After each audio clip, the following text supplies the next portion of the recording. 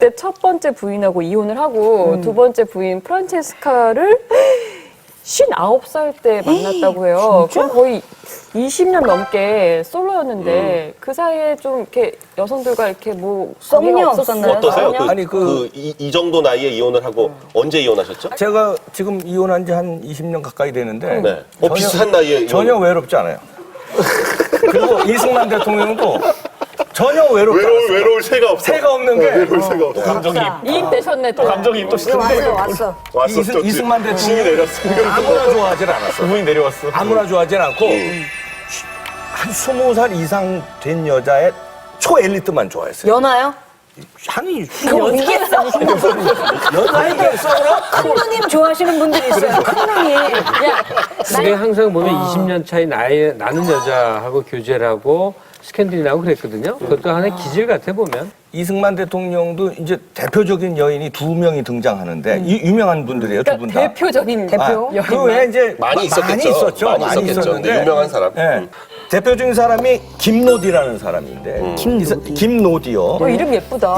이분이 이제 하와이에서 이제 이승만 대통령하고 이제 이렇게 이제 만났는데. 썸을 탔구나. 처음에는 이승만 대통령이 제자였어요. 김노디가. 이 여자도 이제 아주 초엘리트죠. 그다음 다른 여인이 이명신이라는 분인데 네. 독립운동 유명한 분이에요. 독립운동가 겸 이제 교육자인데 최초의 여성 국회의원이었고 최초의 여성 장관을 지낸 분이에요. 중앙대 창립자 아니에요? 중앙대를 만든 분이죠. 그렇죠.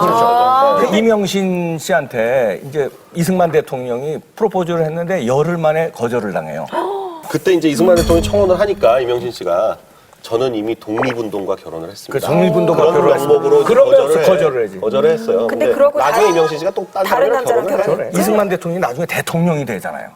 그러니까 이분이 그게 이제 아쉬웠던지 자기 호를 뭐라고 짓냐면은 승당이라고 죠. 승당. 이승만의 승자를 따서 그만합니다. 그리고 이런 얘기를 해요. 내가 만약에 이승만 대통령 이 박사하고 결혼을 했으면 한국의 역사가 다르게 변했을지도 몰라요. 저는 느낌이 너무 연하만 좋아하지 않았냐. 왜냐면 그 프란체스카 여사와도 25살 차이에요. 25살 차이란 말이에요. 그 프란체스카 여사가 뭐 이미 알려진 것처럼 오스트리아 출신이신데 네. 1933년에 제네바의 호텔 식당에서 처음 만나신 거예요.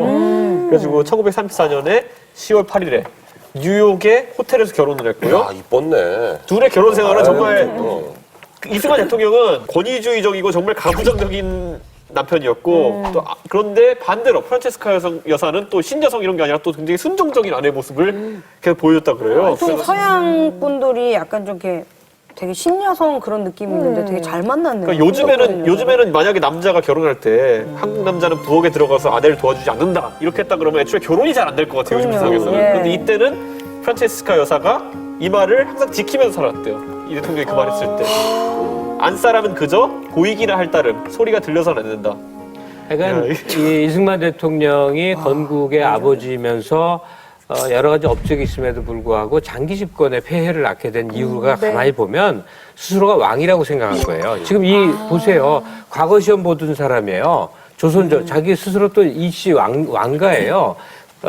여자들 다 20년 이상 차이. 이게 이유가 의미가 하는 바가 뭐예요?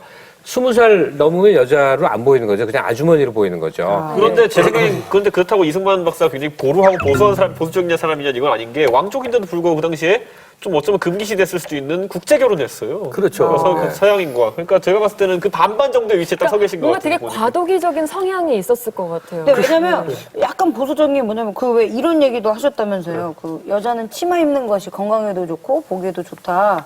그래가지고 뭐 프란체스카 여사가 결혼을 바지를 단 한 하나도 번도 안 바지를 입지 않을 만큼 프란체스카 여사가 굉장히 순종적으로 잘 모신 것 같아요. 아까 뭐 그 이승만 대통령 얘기하면서 계속 순종적이었다 얘기를 했는데 90세까지 아주 잔병치레 없이 건강하게 사셨다고 하는데 83세 때는 북한산 정상에 올라서 문수사 현판 글씨를 쓰고 내려올 정도의 체력을 갖고 있었고요. 근데 이제 그 비결이 프란체스카 여사의 밥상 내조라고 하는데 그 중에서도 맛없는 떡국이 많이 얘기가 나오는데 맛없는 떡국이요? 네. 왠지 싱겁게 맛없게 했을 것 같아요. 그러니까 6.25 전쟁통에 음력설을 맞았는데 쌀이 없으니까 현미를 가지고 떡을 해서 떡국을 만들었나 봐요. 현미로. 현미로. 현미 뭐였죠? 그러니까 이제 그 떡. 현미는 그때는 건강식이 아니고 그렇죠. 지금 여건이 안 돼서 건강식. 도정을 못한 거예요. 도정을. 지금은 건강식. 그리고 국물도 고기 대신에 이제 명태 우려갖고 나오는 그 국물로 떡국을 했으니까 사실 굉장히 거칠었겠죠. 맛도 좀 그렇고. 근데 그거를 굉장히 즐겨 드셨고